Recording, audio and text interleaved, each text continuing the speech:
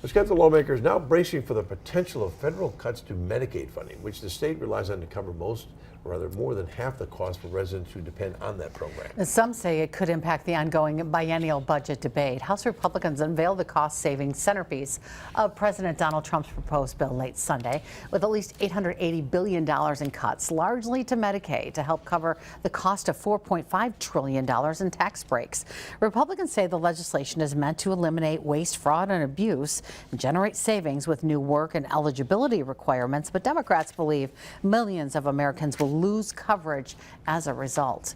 In a First Alert update, Jason Zimmerman spoke to Medicaid providers locally about the impact. He's live in the Fox Valley newsroom. Jason.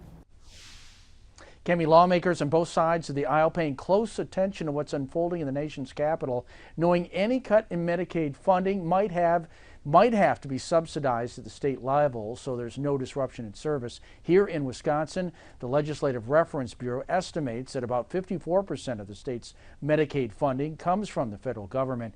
In the Fox Valley, the Partnership Community Health Center says about 70% of its 17,000 clients depend on Medicaid. They have offices in Outagamie, Winnebago, and Waupaca counties.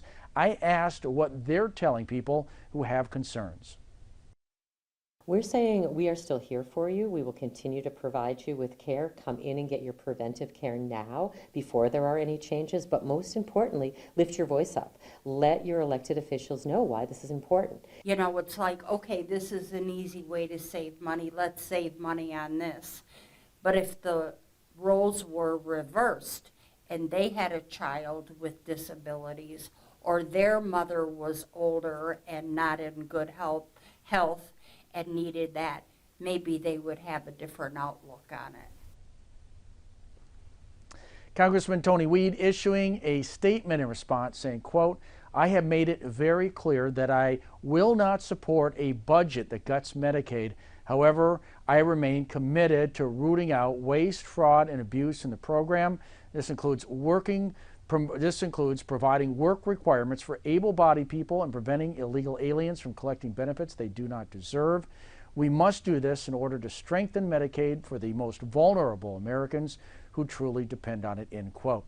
State lawmakers, meanwhile, are hoping to pass a biennial budget before July 1st, so they're hoping this issue will be resolved at the federal level in the next few weeks. Reporting live in the Fox Valley newsroom, Jason Zimmerman, Action 2 News.